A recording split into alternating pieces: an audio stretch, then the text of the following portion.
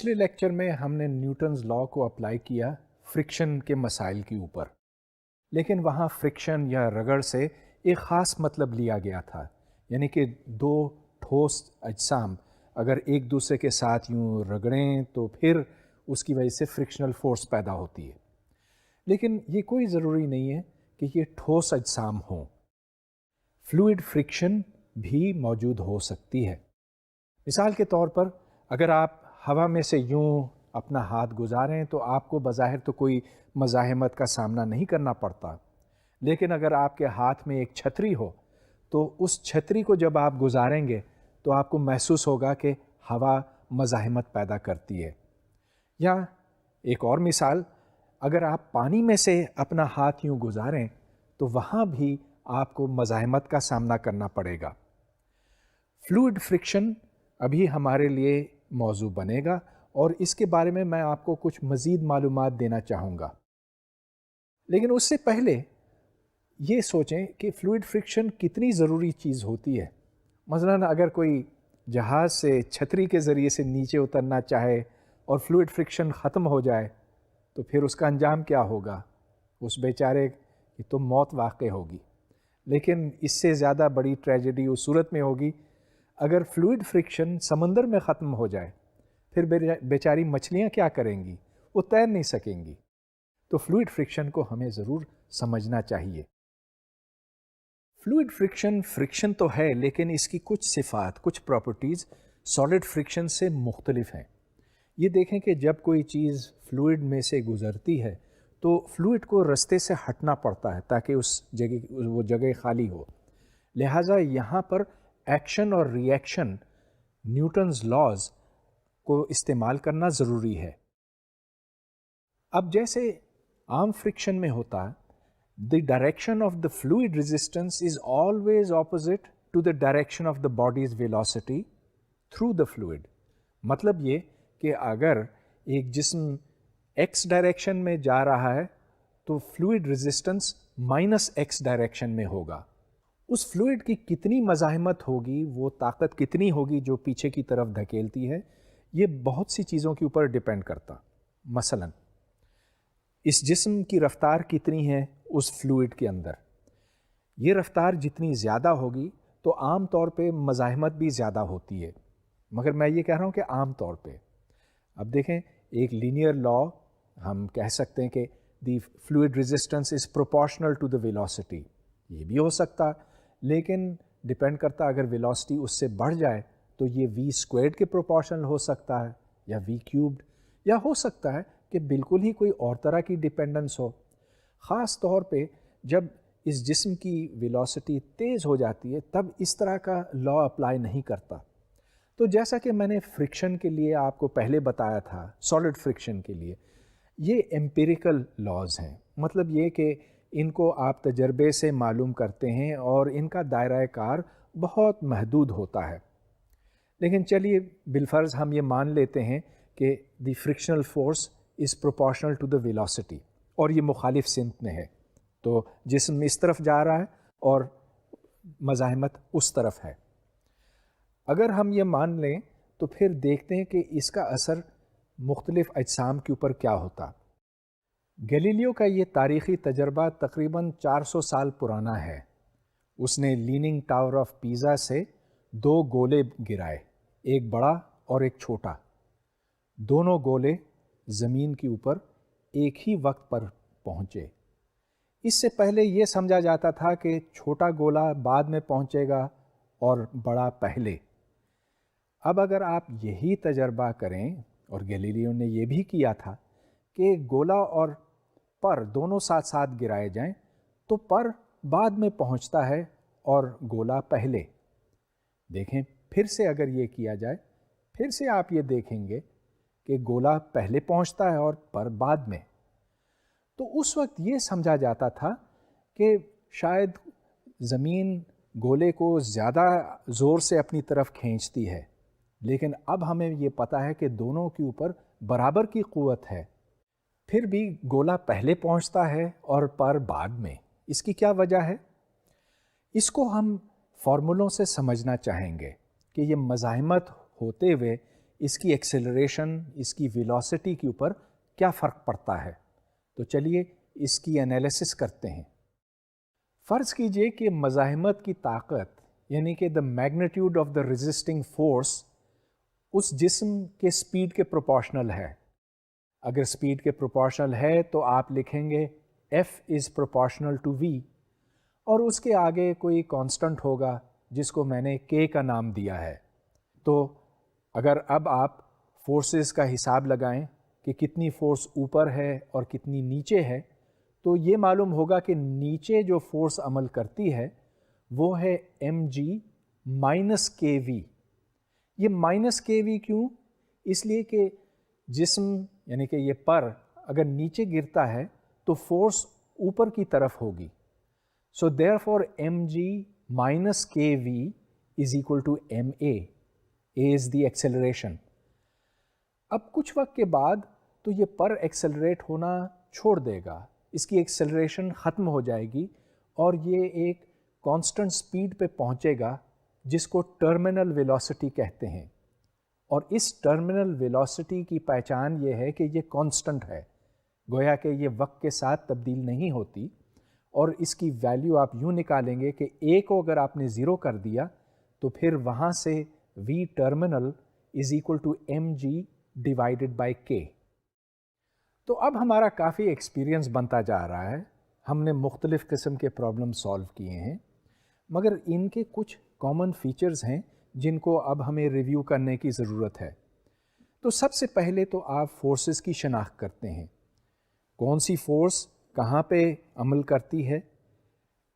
X direction اور Y direction ان دونوں کو الگ کرتے ہیں، اور پھر ہر ڈائریکشن میں آپ ٹوٹل فورس نکال کر اس کو میس انٹو ایکسیلریشن کے برابر کرتے ہیں. ایکسیلریشن ایکس ڈائریکشن میں اور وائی ڈائریکشن میں اور. تو چلیے اس کو میں نے یہاں لکھ لیا ہے. So to solve a problem first draw a free body diagram. مطلب یہ کہ اس جسم کے اوپر جو فورسز عمل کرتی ہیں ان کی نشاندہی کریں. ایکس وائی کوآرڈینیٹ سسٹم بنانا بہت ضروری ہے. اچھا، یہ کوآرڈینیٹ سسٹم مختلف طریقوں سے چوز کیا جا سکتا ہے. آپ وہ کوآرڈینیٹ سسٹم چنیں جو سب سے زیادہ سہولت فراہم کرے، جو سب سے زیادہ کنوینئنٹ ہو. پھر آپ F ایکولز ma اپلائی کرتے ہیں ایکس ڈائریکشن میں اور وائی ڈائریکشن میں. جب ایکسیلریشن نکل آتی ہے تو وہاں سے پھر آپ ویلوسٹی اور پوزیشن معلوم کرتے ہیں.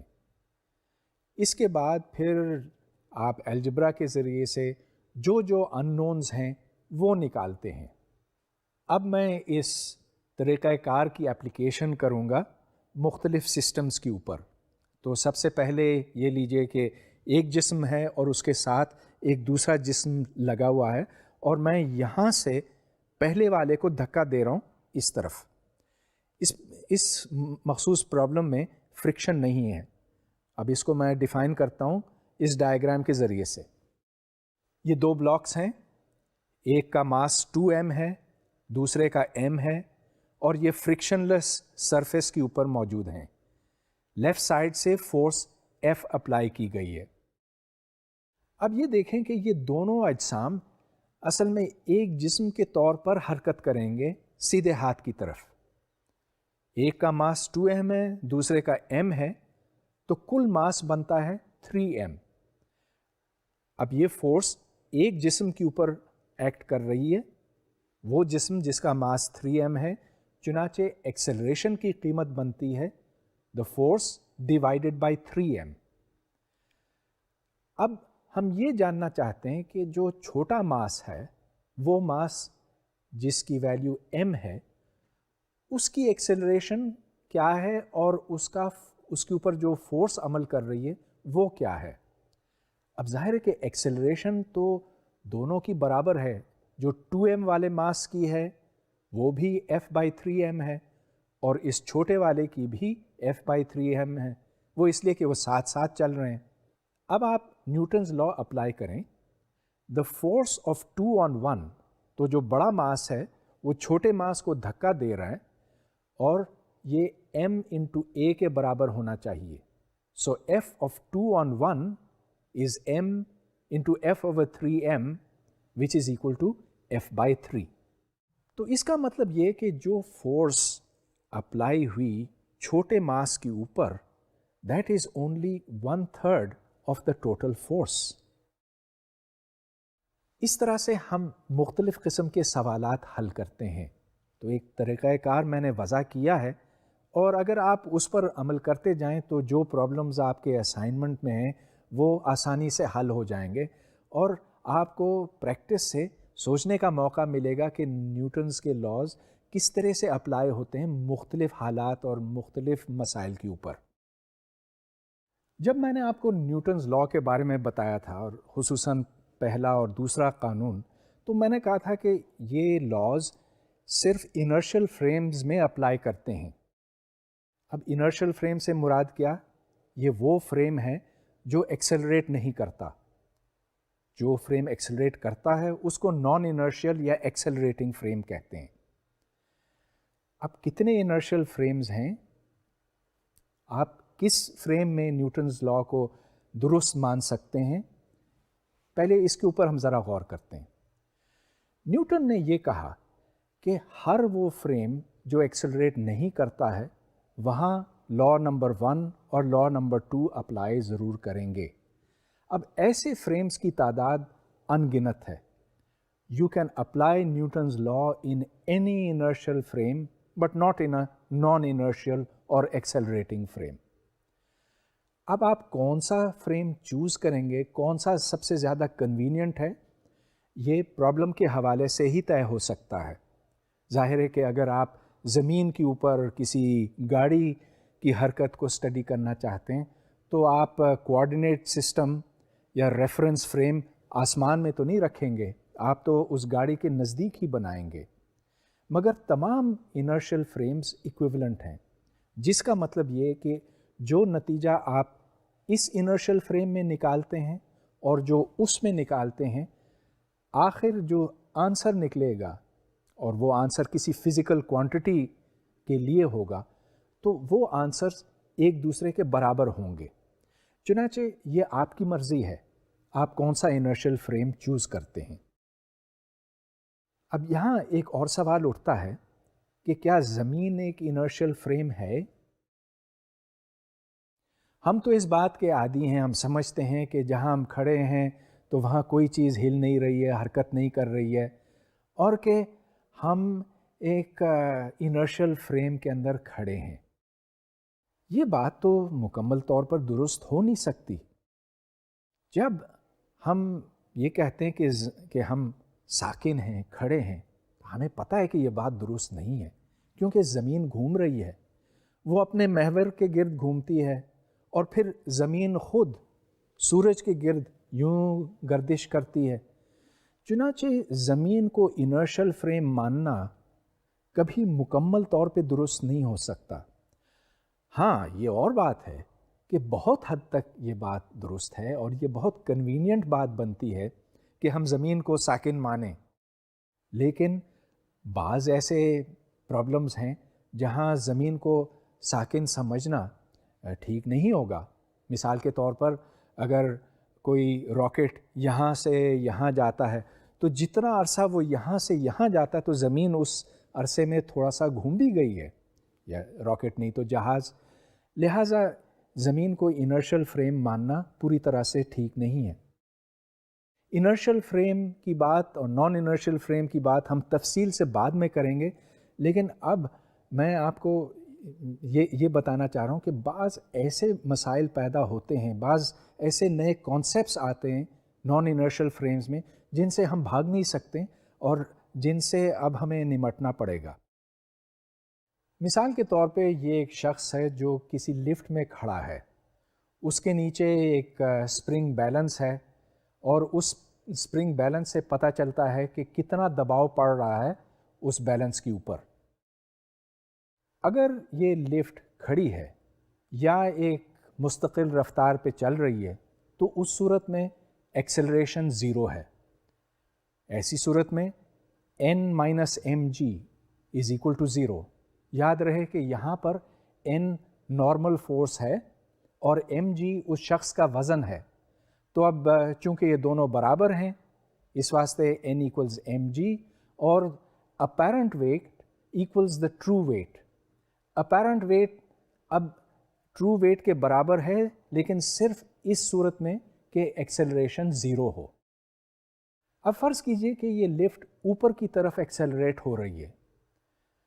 اب n minus M G M A کے برابر ہوگا، اور اس کو اگر آپ سالو کریں تو جو نارمل ریئیکشن فورس ہے وہ m انٹو جی پلس اے کے برابر ہوگا، جس کا مطلب یہ کہ اسپرنگ بیلنس کے اوپر یا نیچے جو وزن رکھنے کا آلہ رکھا گیا ہے اس پر زیادہ ویٹ پڑھا جائے گا، یعنی کہ یوں معلوم ہوگا جیسے کہ اس شخص کا وزن بڑھ گیا ہے. اس کے برعکس اگر لفٹ نیچے کی طرف آ رہا ہے تو پھر جی مائنس اے آنسر بنے گا، مطلب یہ کہ apparent weight is less than the true weight. اور خدا نہ خواستہ اگر لفٹ کا کیبل ٹوٹ جائے تو پھر لفٹ نیچے گرنے لگے گا اور لفٹ کی ایکسیلریشن جی کے برابر ہو جائے گی. اس صورت میں جو نارمل فورس ہے، یعنی کہ وہ فورس، وہ ویٹ جو پڑھا جائے گا، that will be M into G minus G which is equal to 0. اور ایسی صورت میں اس شخص کا وزن 0 ہوگا. اس کو فری فال کہتے ہیں. تو لفٹ ایک naan inertial frame of reference فراہم کرتی ہے. تو یہ فریم آف ریفرنس جب اوپر کی طرف ایکسلریٹ کرتا ہے تو بظاہر اس شخص کا وزن بڑھ جاتا ہے، اور جب یہ فریم آف ریفرنس نیچے کی طرف آتا ہے اور نیچے کی طرف ایکسلریٹ کرتا ہے تو وہ وزن کم ہو جاتا. اور اگر یہ جی کے حساب سے نیچے ایکسلریٹ کرے تو پھر وہ وزن ختم ہی ہو جاتا. اس کو میں ایک اور مثال سے بھی واضح کرنا چاہوں گا. ایک گاڑی ہے، ریل کار ہے سمجھ لیجئے، جو اس طرف جا رہی ہے اور ایکسلریٹ نہیں کر رہی ہے اس وقت، بعد میں ایکسلریٹ کراؤں گا. اس ریل کار کے اندر ایک وزن چھت سے یوں لٹکا ہوا ہے، اور چونکہ یہ ایک فکس سپیڈ پہ چل رہی ہے، اس کی ایکسلریشن کوئی نہیں ہے، اس واسطے وہ وزن جو ہے بالکل سیدھا ٹنگا ہوا دکھائی دے گا. لیکن آپ یہ دیکھیں کہ جب یہ ایکسلریٹ کرنے لگے گی تو یہ وزن جو ہے پیچھے کی طرف ہٹے گا، مطلب یہ کہ مخالف سمت میں جائے گا. اب یہاں فورسز کا توازن دیکھیں. نیچے کی طرف فورس ایم جی ہے جو اس کا وزن ہے، اور اوپر کی طرف ٹینشن کا کمپوننٹ ہے جو ٹی کوسائن تھیٹا کے برابر ہے. اب چونکہ یہاں ایکویلیبریم کی صورتحال ہے، یہ ماس جو ہے وہ ایکسلریٹ نہیں کر رہا ہے، نہ اوپر نہ نیچے، تو اس واسطے یہ دیکھیں کہ T cosine theta minus M G کو 0 کے برابر ہونا چاہیے. تو یہاں سے آپ یہ کہہ سکتے ہیں کہ T is equal to M G divided by cosine theta. لیکن اس ٹینشن سے ایک component along the x direction پیدا ہوتا ہے، اور وہ کمپوننٹ کتنا ہے؟ It is T sine theta. تو یہ وہ فورس ہے جو اس ماس میں ایکسیلریشن پیدا کرتی ہے. تو T sine theta is equal to M A. اور اگر آپ ان دو ایکویشنز کو ڈیوائڈ کریں، دوسری کو پہلی سے ڈیوائڈ کریں، تو یہاں سے tan theta equals A by G کی ویلیو نکل آتی ہے. اگر آپ ایکسیلریشن کو ڈیسیلریشن میں کنورٹ کر لیں تو پھر tan theta will be equal to minus A divided by G, اور ماس نیگیٹو تھیٹا پہ چلا جائے گا، جس کا مطلب ہے کہ یہ ماس دوسری طرف ہو جائے گا، یعنی کہ جو ریل کار ہے اس کے فرنٹ کی طرف جائے گا. اب یہاں سے یہ بات ظاہر ہوتی ہے کہ ہم ایکسیلریشن کی موجودگی یا اس کی عدم موجودگی کا اندازہ لگا سکتے ہیں ریل کار سے باہر جھانکے بغیر. دیکھیں، ویلوسٹی معلوم کرنے کے لیے یہ ضروری ہے کہ ہم ڈسٹنسز کا پتہ کریں. تو ہم یہ دیکھ سکتے ہیں کہ یہ ڈسٹنس اتنے وقت میں طے ہو رہی ہے، اور ڈسٹنس دیکھنے کے لیے ہمیں ریل کار سے باہر دیکھنا پڑتا ہے. لیکن ایکسیلریشن کا اندازہ ہم صرف اس ماس کو دیکھ کر ہی بتا سکتے ہیں. مطلب یہ کہ باہر ریل کار کے باہر دیکھنا ہرگز ضروری نہیں ہے۔ چنانچہ ہمیں یہ معلوم ہو سکتا ہے آیا کہ ہم ایک انرشل فریم میں کھڑے ہیں یا نان انرشل فریم میں۔ یہ تو آپ کے تجربے میں ہے کہ جب ہم کسی گاڑی میں بیٹھے ہوتے ہیں اور گاڑی تیزی سے آگے کی طرف ایکسلریٹ ہوتی ہے تو ہم فورس محسوس کرتے ہیں پیچھے کی طرف، یا جب کبھی بریک لگتی ہے تو ہم یہ محسوس کرتے ہیں کوئی قوت ہمیں آگے کی طرف دھکیل رہی ہے۔ اس طرح ہمیں یہ معلوم ہوتا ہے کہ ہم ایک نان انرشل یا ایکسلریٹنگ فریم میں کھڑے ہیں۔ تو میں نے یہ جو دو مثالیں دیں آپ کو نان انرشل فریمز کی، ان سے ایک نتیجہ یہ نکلتا ہے کہ پرابلم سالو کرنے کے لیے آپ کو انرشل فریمز ہی استعمال کرنے چاہیے۔ اگر آپ نان انرشل فریم میں جاتے ہیں تو پھر اس طرح کے فینومینا کا سامنا کرنا پڑے گا۔ لہٰذا میں اس کورس میں صرف انرشل فریمز ہی کی بات کروں گا۔ جب سرکولر موشن کی بات آئے گی تو وہاں میں آپ کو بتاؤں گا کہ اس مسئلے سے کیسے نمٹا جاتا۔ خیر، اب ہم انرشل فریم میں رہتے ہوئے ایک اور پرابلم سالو کریں گے نیوٹنز لا کے استعمال سے۔ یہ ایک رسی ہے جس کی موٹائی ہر جگہ برابر ہے، گویا کہ یہ ایک یونیفارم روپ ہے۔ اس کی لمبائی L ہے اور یہ فرش پہ پڑی ہوئی ہے، کوئی فرکشن نہیں ہے۔ ہم یہ جاننا چاہتے ہیں کہ اس میں ٹینشن کی کتنی ویلیو ہے ڈسٹنس L کے اوپر۔ تو یہ ڈائیگرام آپ کے سامنے ہے۔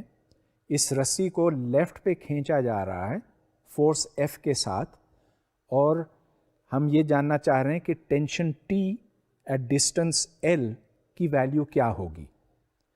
اب یہاں آپ کو یہ نہیں بتایا گیا کہ اس کا ماس کتنا ہے۔ چلیے اس کے ماس کو آپ کیپٹل M کہہ دیں، اور اس سے پھر آپ small m which is the mass per unit length آپ ڈیفائن کریں گے۔ اب یہ دیکھیں کہ اس کے اوپر فورسز کو بیلنس ہونا ہے۔ یہاں لیفٹ پر فورس F عمل کر رہی ہے اور رائٹ کی طرف پہلے ٹکڑے پر فورس T عمل کر رہی ہے۔ T is the tension. اب F minus T net force بنتی ہے لیفٹ کی طرف، اور اس کو میس انٹو ایکسلریشن کے برابر ہونا چاہیے۔ اب ماس کی کیا ویلیو بنی؟ It is the mass per unit length, یعنی کہ capital M divided by capital L into L small l۔ So MLA is equal to F minus T۔ دوسری طرف جو دوسرے حصے پر فورس ایکٹ کرتی ہے اس کی ویلیو بھی T ہے، the tension. Action equals re action, Newton's third لا کو استعمال کرتے ہوئے ہم نے یہ جان لیا ہے کہ T acts on both pieces of the rope, one this way the other that way. تو جو دوسرا حصہ ہے جس کا mass M into capital L minus small l ہے، وہ ایکسلریٹ کر رہا ہے، اور یاد رہے کہ یہ دونوں کی ایکسلریشن ایک جیسی ہے، برابر ہے، کیونکہ یہ ساتھ جڑے ہوئے ہیں۔ تو یہ دونوں ایکویشنز آپ کے سامنے ہیں، اور اب اس کو سالو کرنا تو کوئی مسئلہ ہے ہی نہیں۔ آنسر بنتا ہے the tension at distance L is equal to F into 1 minus L over L۔ جب بھی آپ کوئی فارمولا ڈرائیو کرتے ہیں تو اس کی سچائی کو جانچنے کے لیے اس میں مختلف ویلیوز ڈال کر آپ ٹیسٹ کریں۔ تو یہاں پر جو آنسر نکلا ہے T is equal to F into 1 minus L over L، تو چھوٹے l کو سب سے پہلے اگر آپ 0 کر لیں تو کیا ویلیو نکلتی ہے؟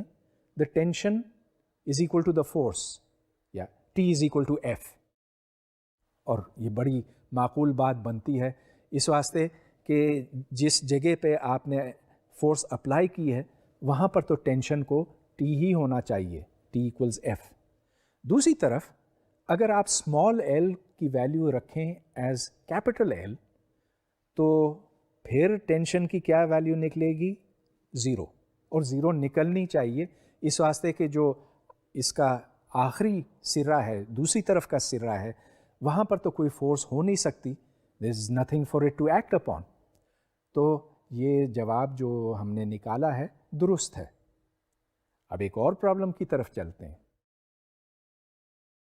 یہ ایک رسی ہے جو میز کے اوپر رکھی ہوئی ہے اور میز پر کوئی فرکشن نہیں ہے. فرکشن ہم چاہیں تو بعد میں شامل کر سکتے ہیں، لیکن یہ بھی ایک اچھا پرابلم بنتا ہے. ہموار رسی ہے، اس کی موٹائی ہر جگہ برابر ہے اور یہ میز کے اوپر یوں رکھی ہوئی ہے کہ اگر آپ اس کو وہاں چھوڑ دیں تو یہ پھسلتی ہوئی نیچے چلی جائے گی. اس پر ہم فورسز کی نشاندہی کریں گے. سب سے پہلے تو یہ دیکھیں کہ اس رسی کے دو حصے بنتے ہیں، اسمال ایل جو نیچے کی طرف ہے اور کیپٹل ایل مائنس ایل جو میز کے اوپر والے حصے کی لمبائی ہے. چونکہ mass per unit length small M ہے تو اس کا وزن نیچے کی طرف the weight which will act downwards will be mlg. اب آپ یہ دیکھیں کہ اوپر اگر فرکشن نہ ہو تو یہ پوری رسی جو ہے کھسک کر نیچے آ جائے گی. اب میں نے یہاں پر فرکشنل فورس بھی رکھا ہوا. فرکشنل فورس کی مقدار کتنی بنتی ہے؟ یاد رہے کہ that is the coefficient of friction mu multiplied by the normal force. Normal force ہم اسی طرح سے نکالیں گے جس طرح ہم پہلے نکالتے رہے ہیں، یعنی کہ چونکہ وائی ڈائریکشن میں کوئی ایکسیلریشن نہیں ہے اس واسطے n کو برابر ہونا چاہیے to the mass of the rope on the table. تو اب یہاں بیلنس آف فورسز کے حساب سے دیکھیں کیا بنتا. اب چونکہ یہ رسی اب بس چلنے ہی لگی یا ایٹ ریسٹ ہے، یعنی کہ دس از جسٹ ان ایکویلیبریم، تو mu N is equal to M L G. جو فورس فرکشن کی ہے وہ لیفٹ پر ہے اور ایم ایل جی فورس اس کو رائٹ کی طرف کھینچ رہی ہے. دوسری طرف چونکہ نارمل فورس کو بیلنس کرنا ہے ماس کے ساتھ تو نارمل فورس از ایم، یاد رہے کہ small M is the mass per unit length times the length of the rope on the table جو ایل مائنس ایل کے برابر ہے. So N is equal to M into L minus L times G. ان دو equations میں سے آپ N کو ایلیمینیٹ کر دیں تو یہاں سے نکلتا ہے the length of the rope which is hanging from the table is mu times L divided by mu plus 1. جیسے کہ میں نے پہلے آپ کو بتایا جب بھی آپ کوئی ایکویشن ڈرائیو کرتے ہیں تو چیک کریں، اور یہاں چیک بڑی آسانی سے ہو جائے گا. یہ دیکھیں کہ اگر ہم میو کو زیرو کر دیتے ہیں، میو کیا ہے؟ کوئفیشنٹ آف فرکشن. میو کو زیرو کرنے کا مطلب ہے کہ یہ فرکشن لیس ہو گیا، تو پھر اس کا کوئی حصہ نیچے نہیں ہو سکتا. اگر اس کا ذرا سا بھی حصہ نیچے ہو، میز سے نیچے ہو، تو پوری رسی جو ہے وہ کھسک کر نیچے آ جائے گی، پھسل کر نیچے آ جائے گی. لیکن اگر میو نان زیرو ہے، اب فرض کیجئے کہ میو کی ویلیو بہت بڑی ہے، تو پھر آپ کتنا حصہ نیچے ٹانگ سکتے ہیں؟ Well if you take mu to be a very large number, فرض کیجئے کہ میو کی ویلیو 50 ہے یا 500 ہے، تو پھر یہاں سارا حصہ آپ نیچے رکھ سکتے ہیں. وہ جو تھوڑا سا حصہ میز کے اوپر ہے وہ کافی ہوگا اس رسی کو یہیں پر قائم رکھنے کے واسطے. اس طرح ہم نے اس آنسر کی بھی تصدیق کر لی. یہ ایک اور پرابلم ہے جو اس سے کافی حد تک ملتا جلتا ہے. اس میں ہم ایکسلریشن جاننا چاہیں گے. سچویشن یہ ہے کہ ایک پلی ہے، پلی کے اوپر سے ایک رسی گزرتی ہے اور اس رسی کے دونوں حصے ان کی لمبائی برابر نہیں ہے. جو بھاری حصہ ہے یعنی کہ جو لمبا حصہ ہے وہ نیچے جانا چاہے گا، اور ہم یہ جاننا چاہتے ہیں کہ ایکسلریشن کی ویلیو کیا ہوگی جب ان دونوں کی لمبائیاں ایک خاص ویلیو کے برابر ہوگی. تو چلیے اس پرابلم کو میں ڈیفائن کرتا ہوں.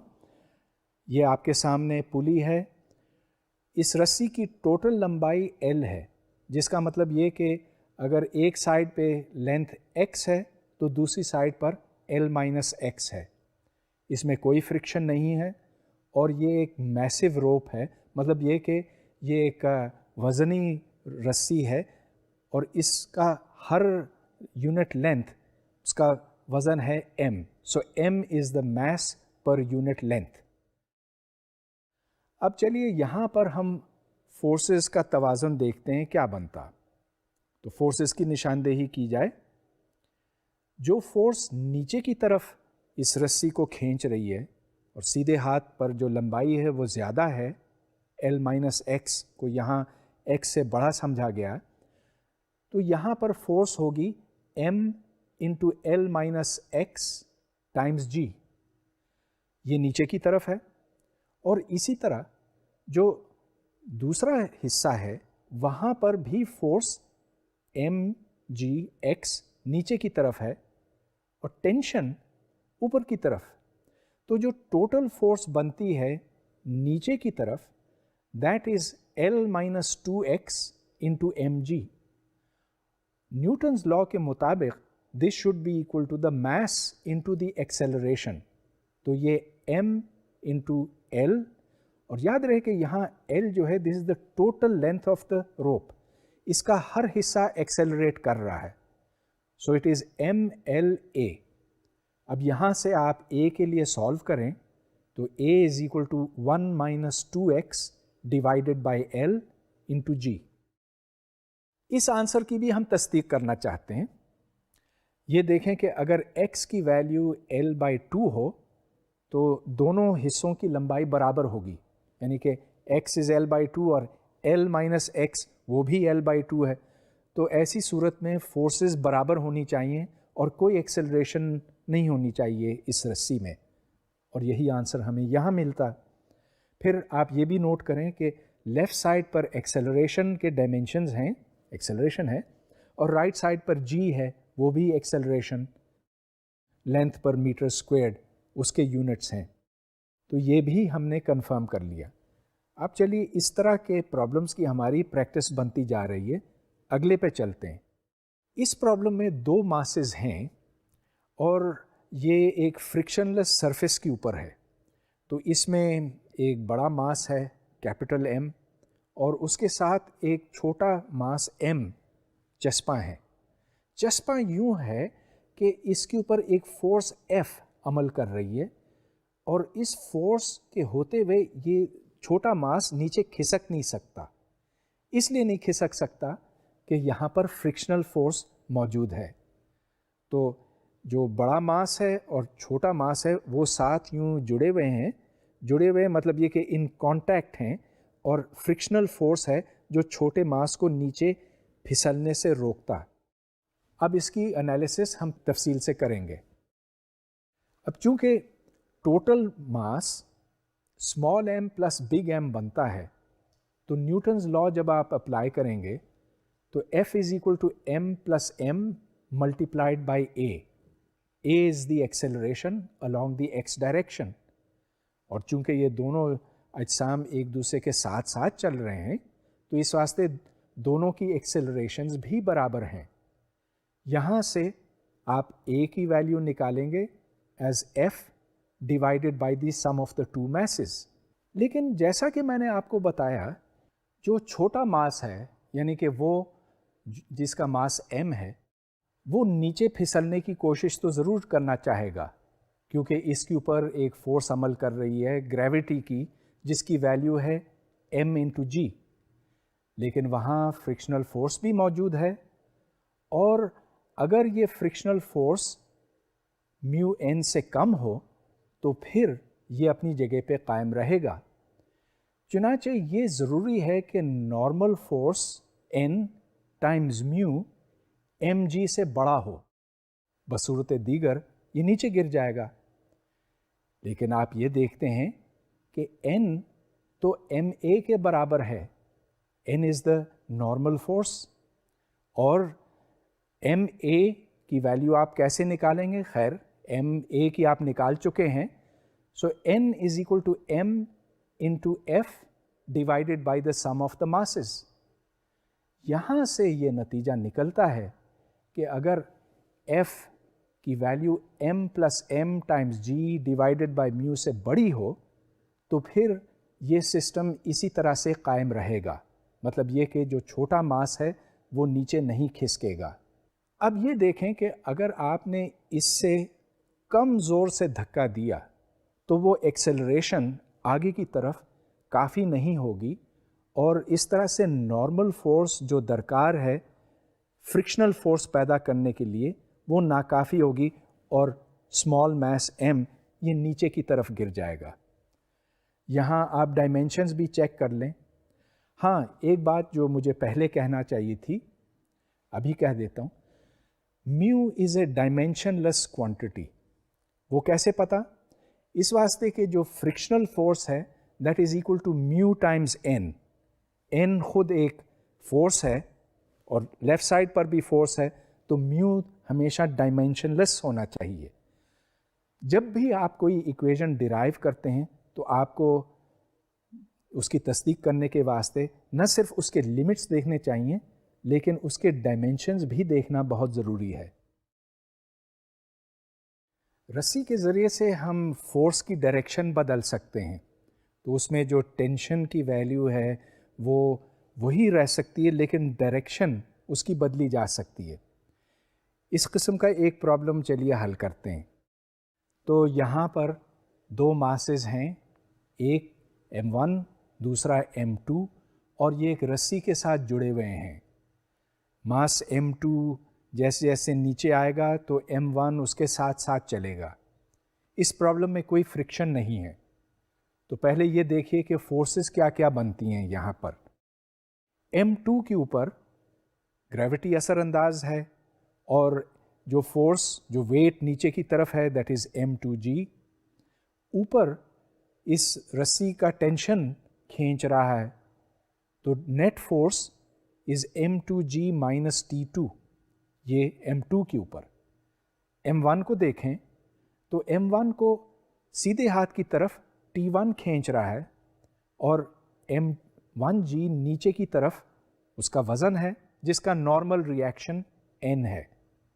تو اب دیکھتے ہیں کہ اس سے فورسز کا توازن کیا بنتا ہے۔ اب T1 اور T2 یہ ایک دوسرے کے برابر ہیں، وہ اس لیے کہ جیسا کہ میں نے پہلے ڈسکس کیا ہے آپ سے، اگر ایک میسلس روپ ہو یا اگر ایک ایسی رسی ہو جس کے ماس کو آپ نگلیکٹ کر سکیں جو بہت ہلکی ہو، تو پھر T1 اور T2 میں کوئی فرق نہیں ہے۔ اب اسی بیلنس آف فورسز کو ایکویشنز کی شکل دیں تو T is equal to M1A، کیونکہ A جو ایکسلریشن ہے M1 کا وہ اس ٹینشن T کے برابر ہوگا، T1 is equal to T کہیے۔ دا normal force is M1G۔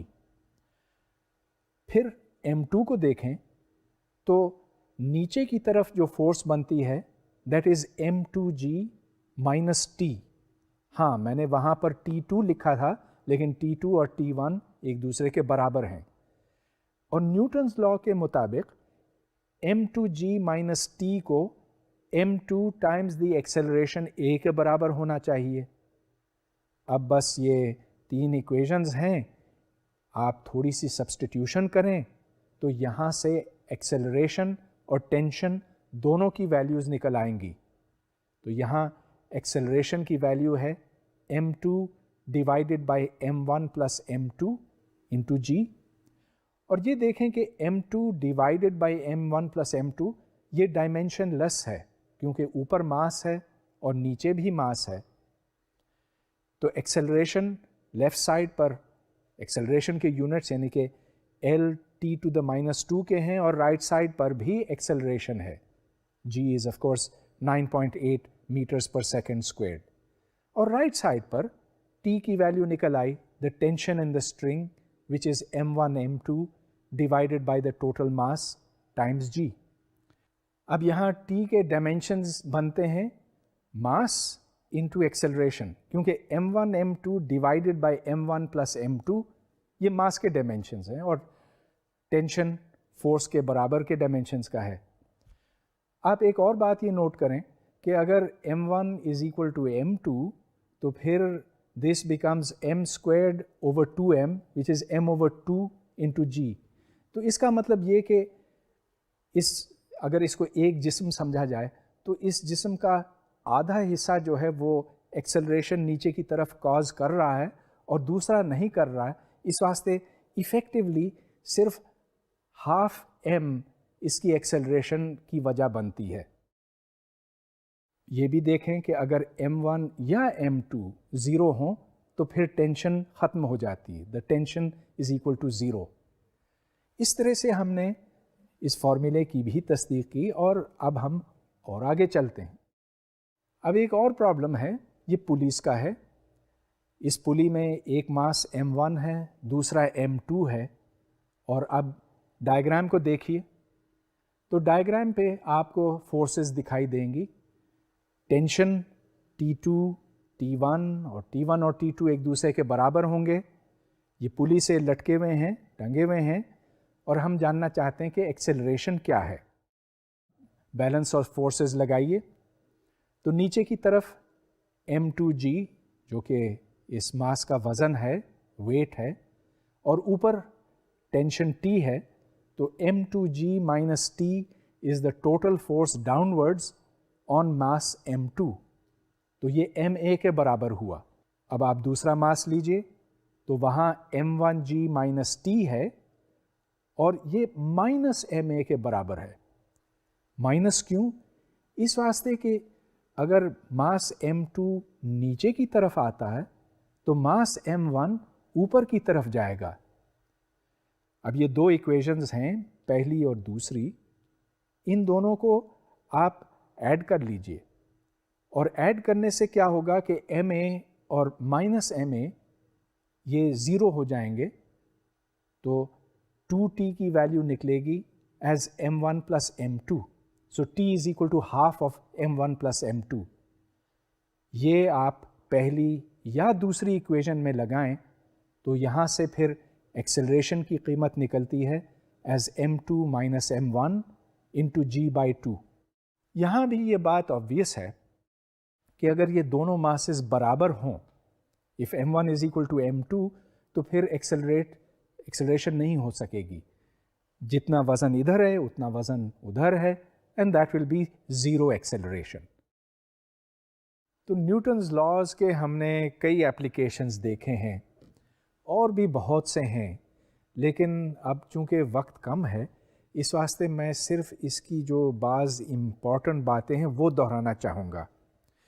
Newton's first اور سیکنڈ لا کا لب لباب یہ ہے کہ ایک جسم اپنی حالت، اپنی حرکت کی حالت قائم رکھنا چاہتا ہے، اور جب تک اس کے اوپر کوئی دوسری قوت عمل نہ کرے، کوئی بیرونی قوت نہ عمل کرے، تو یہ اسی رفتار پر چلتا ہی چلا جائے گا۔ بعض دفعہ بڑی غلط فہمیاں پیدا ہوتی ہیں اس سے۔ ایک مثال میں آپ کو دیتا ہوں۔ یہ ایک رسی ہے، اس کے ساتھ ایک وزن بندھا ہوا ہے۔ اب میں اس کو گھماتا ہوں۔ اچھا، یہاں یہ آپ نوٹ کریں کہ اگرچہ میں نے اس کو ایک یونیفارم سپیڈ کے ساتھ گھمایا، لیکن اس جسم کی ویلوسٹی کانسٹنٹ نہیں تھی، یہ ویلوسٹی بدل رہی تھی۔ یہ دیکھیں کہ اگر ہم ویلوسٹی ویکٹر کے لیے یہ تیر بنائیں تو یہ ویلوسٹی ویکٹر اب یہاں ہے، کچھ دیر بعد یہاں، یوں یوں یوں، اور بالآخر یہاں دوبارہ پہنچتا، اور پھر یہ اس طرح گھومتا رہتا۔ سو دا velocity is actually changing with time and this is acceleration۔ تو یہ جسم جب گھومتا ہے تو ایکسلریٹ کرتا ہے۔ اب اس ایکسلریشن کو کوئی فورس ہی کاز کرتی ہوگی۔ یہ فورس کہاں سے آتی ہے؟ یہ فورس اس ٹینشن سے آتی ہے۔ اس کو ایک نام دیا جاتا، وہ میں آپ کو نہیں بتاؤں گا اس وقت، کیونکہ بعد میں سرکولر موشن اور ایکسلریٹڈ موشن پر مجھے تفصیل سے بات کرنی ہے۔ لیکن میں آپ کو انرشیا کے حوالے سے ایک بات بتانا چاہوں گا کہ یہ دیکھیں کہ جب میں اس کو گھماتا ہوں اور یہ گھومتا چلا جاتا ہے، اب میں اس کو چھوڑنے والا ہوں، کیا ہوگا جب یہ چھوٹے گا میرے ہاتھ سے؟ دیکھیں، 1 2 3، یہ اس سمت میں نہیں گیا جس میں ٹینشن تھی، مطلب یہ کہ رسی کے الانگ۔ یہ کہاں گیا؟ یہ دیکھیں، اگر ہم اس کے ویلوسٹی ویکٹر کو اس پین کے ساتھ ریپرزینٹ کریں تو جب یہ یوں گھوم رہا تھا تو ویلوسٹی ویکٹر کبھی ادھر تھا، کبھی ادھر، کبھی ادھر، کبھی ادھر. تو اگر میں نے اس کو یہاں پر چھوڑا ہوتا تو یہ سیدھے اوپر جاتا. خیر یہ اوپر جاتا اور پھر واپس آ جاتا کیونکہ یہاں گریوٹی ہے، لیکن اگر گریوٹی نہ ہوتی تو پھر یہ سیدھے چلتا جاتا. اور اگر یہاں چھوڑتا میں جس وقت وہ اس سمت موو کر رہا تو پھر یہ اس سمت جاتا. تو یہ انرشیا کی خصوصیت ہے that a body does not want to change its state of motion. اب انرشیا ایسی چیز ہے جو بعض دفعہ ہمیں نقصان بھی پہنچاتی ہے اور موت کا یا شدید قسم کی انجری کا باعث بھی ہوتی ہے. اسے ہڈیاں ٹوٹتی ہیں، جو کچھ بھی. مثلا آپ اوپر سے نیچے چھلانگ لگاتے، تو جب آپ چھلانگ لگاتے ہیں تو جب تک آپ زمین سے اوپر ہیں، فرش سے اوپر ہیں، تب تک تو آپ کے اوپر کوئی فورس عمل نہیں کرتی. لیکن جو ہی آپ زمین پہ پہنچتے ہیں تو آپ کی ایکسیلریشن زیرو سے لے کر ایک میکسیمم ویلیو تک پہنچتی ہے. یہ ایکسیلریشن ایک فورس کی وجہ سے ہوتی ہے. وہ فورس کون سی ہے؟ That is the force exerted by the floor on you. اب یہ فورس کیونکہ بڑی ہے تو اس لیے آپ کو نقصان، جسمانی نقصان پہنچتا ہے، اور یہ آپ کے انرشیا کی وجہ سے. تو ہر جسم ایک سمت میں ایک رفتار پہ چلنا چاہتا ہے جب تک اس کو کوئی قوت نہ روکے، جب تک کوئی قوت اس کے اوپر اثر انداز نہ ہو. اچھا، تو یہ نیوٹن کے پہلے اور دوسرے قانون کا لب لباب ہے. اب تیسرے قانون کی بھی مجھے تھوڑی سی بات کرنی ہے کہ عمل اور رد عمل دونوں برابر ہوتے ہیں. اگر ایسا نہ ہوتا تو آپ کے خیال میں کیا ہوتا؟ اسے تو بڑی عجیب صورتحال پیدا ہوتی. مثال کے طور پر آپ ایک گاڑی کے اندر ہیں اور آپ گاڑی کو دھکا دے رہے ہیں ایک ہاتھ کے ساتھ. اب چونکہ گاڑی ایک ماس ہے اور ماس کے اوپر جب ایک قوت عمل کرتی ہے تو اس سے ایکسلریشن پیدا ہوتا، تو گاڑی پھر ایکسلریٹ کرے گی. لیکن دیکھیں یہاں پر ایک ریئیکشن فورس، ایک رد عمل بھی ہے جو مخالف سمت میں ہے. اور اگر آپ گاڑی کو دھکا دیتے ہیں تو گاڑی آپ کو بھی پیچھے دھکا دیتی ہے. اس طرح سے یہ ممکن نہیں کہ ایک شخص کسی گاڑی کے اندر رہتے ہوئے وہ دھکا دے کر گاڑی کو آگے چلا سکے. یا اگر آپ کسی اسپیس کرافٹ، کسی آپ کہیں باہر ہوں خلا میں اور آپ یوں دھکا دے کر چلا سکیں تو یہ تو پھر بڑی عجیب بات ہوتی. ایسے ممکن نہیں. تو Newton's law, Newton's third law, action equals reaction, یہ بہت ضروری ہے ان تمام باتوں کو ایکسپلین کرنے کے واسطے. بعض اوقات یہ سوال اٹھتا ہے کہ فورسز کو ہم ویکٹرز کے طور پہ کیوں سمجھتے ہیں؟ اب دیکھیں ویکٹر کی پہچان صرف یہ نہیں کہ اگر ایک تیر آپ نے بنا دیا اور اس کی کچھ لمبائی ہے اور اس کی کوئی سمت ہے، یہ کافی نہیں. ویکٹرز کی کچھ اور خاصیتیں بھی ہیں. مثلا یہ کہ دو ویکٹرز کو جب آپ ایڈ کرتے ہیں تو by the rules of vector addition تیسرا ویکٹر بنتا ہے.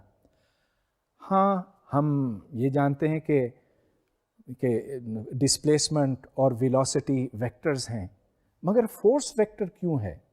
اور مختلف فورسز کو آپ ویکٹر ایڈیشن کے ذریعے سے کیسے جوڑتے ہیں؟ کیوں جوڑ سکتے ہیں؟ اس کا جواب یہ ہے کہ ایکسپیریمنٹلی جب آپ فورسز کی ویکٹر ایڈیشن کرتے ہیں تو اس سے وہ فورس بنتی ہے جو ایکچولی اس جسم کو ایکسلریٹ کرتی ہے. And so the addition of forces by the vector method, vectorial addition of forces is an experimental fact. بنیادی طور پر ساری فزکس ایکسپیریمنٹل ہے. مطلب یہ کہ جب تک آپ کوئی آپ کے کیلکولیشن کے کوئی تجرباتی کانسیکوینسز نہ ہو تو یہ سب بیکار ہے. اب ہر چیز جو ہم نے یہاں پر ڈسکس کی ہے ایکچولی آپ جا کر لیبارٹری میں ٹیسٹ کر سکتے ہیں. آپ کو میری بات نہیں ماننی پڑے گی کہ فورس ایک ویکٹر ہے اور دو فورسز کو آپ by the rules of vector addition جوڑ سکتے ہیں. یہ چیزیں آپ جا کر لیب میں ٹیسٹ کر سکتے ہیں. کیسے؟ خیر مثال کے طور پر یہ دیکھیں کہ مثلا ایک تار اس سمت میں ہے اور اس میں کچھ ٹینشن ہے، دوسری تار اس سمت میں ہے، اس میں کچھ ٹینشن ہے، اور یہ ایک پوائنٹ کے اوپر جڑے ہوئے. اب یہاں پر جو فورس ہے وہ ایکچولی آپ میجر کر سکتے ہیں، اور وہ فورس ان دونوں فورسز کا ویکٹر سم ہوگا.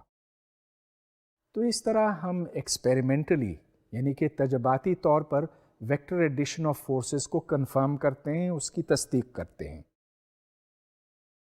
فزکس میں صرف اسی چیز کی اہمیت بنتی ہے جس کو ہم کنفرم کر سکیں. اب آخر میں ایک سوال اٹھاتا ہوں کہ نیوٹنز لاز آف موشن کا دائرہ کار کتنا وسیع ہے، یا یہ کہ حدود اس کے کیا ہیں. دیکھیں اس سے پہلے ہم نے لا آف فرکشن کی بات کی تھی. ہم نے کہا کہ ہاں یہ ایک ایمپیریکل لا ہے کہ اگر آپ بہت زیادہ وزن نہ رکھیں تو پھر frictional force is proportional to N, اور پروپورشنلٹی کانسٹنٹ میو ہے وغیرہ. تو کیا اسی طرح سے نیوٹنز لا بھی ایک ایمپیریکل لا ہے، یا یہ کہ اس کا دائرہ کار اس کی کوئی حدود نہیں ہے؟ Is it true every where? اب سچی بات یہ ہے کہ 300 سال پہلے تک ہم یہ سمجھتے ہیں، یا یہ سمجھیں کہ آئنسٹائن سے پہلے تک ہم یہ سمجھتے تھے کہ نیوٹنز لا جو ہے وہ مکمل طور پہ درست ہے. لیکن آئنسٹائن نے یہ ثابت کیا کہ نیوٹنز لاز جو ہیں وہ صرف ان سچویشنز میں مکمل طور پہ درست ہو سکتے ہیں جہاں اسپیڈ آف لائٹ سے بہت زیادہ کم ہو. یعنی کہ اگر کوئی بھی شے اسپیڈ آف لائٹ کے نزدیک چل رہی ہو تو پھر نیوٹنز لاز کی اپلیکیشن وہاں نہیں ہو سکتی. اب اس کا مطلب یہ بنتا ہے کہ دنیا میں جو ہم دیکھتے ہیں 99% ہم نیوٹنز لاز کا اطلاق وہاں کر سکتے ہیں. لیکن مثال کے طور پر اگر کوئی الیکٹران ہے اور وہ الیکٹران روشنی کی رفتار کے نزدیک حرکت کر رہا ہے تو پھر وہاں نیوٹنز لا کو اپلائی کرنا درست نہیں ہوگا. چنانچہ نیوٹنز لاز کا ایک مخصوص دائرہ کار ہے، ہاں بہت وسیع ہے. 99% وہ چیزیں جو ہم دیکھتے ہیں وہ اس دائرے کے اندر آ جاتی ہیں، لیکن یہ 100% درست نہیں ہے. کوئی بات نہیں، یہ سائنس کا ہی طریقہ کار ہے. ہم لیکن یہ دیکھیں، اس بات کو آپ نہ بھولیں کہ ان ایکویشنز میں بہت زیادہ طاقت ہے اور بہت وسعت ہے. تو مثال کے طور پر جب یہاں سے ایک اسپیس کرافٹ بھیجا جاتا ہے، زمین سے بھیجا جاتا ہے ادھر سے 1 ارب میل دور پر، عطارد پر، مریخ پر، جہاں جہاں، تو ہم آئنسٹائنز لاز نہیں استعمال کرتے، ہم نیوٹنز لاز ہی استعمال کرتے ہیں، کیونکہ اس اسپیس کرافٹ کی اسپیڈ کوئی 40، 50، 60، 70 ہزار میل فی گھنٹے سے زیادہ نہیں ہوتی، اور روشنی کی رفتار تو اس سے بہت بہت زیادہ ہے. مختصر یہ کہ ہم نیوٹنز لاز کی طرف بہت زیادہ توجہ دیں گے اس کورس میں، اس لیے کہ اس کی اہمیت حد سے زیادہ ہے. اگر یہ لاز دریافت نہ ہوتے تو آپ یقین جانیں کہ انڈسٹریل ریولوشن اور سائنسی انقلاب ان کا وجود ناممکن ہوتا، یہ کبھی نہ برپا ہوتے. اگلے لیکچرز میں ہم نیوٹنز لاز سے جو دوسرے نتائج برآمد ہوتے ہیں ان کے اوپر غور کریں گے. اس وقت تک کے لیے اجازت. خدا حافظ.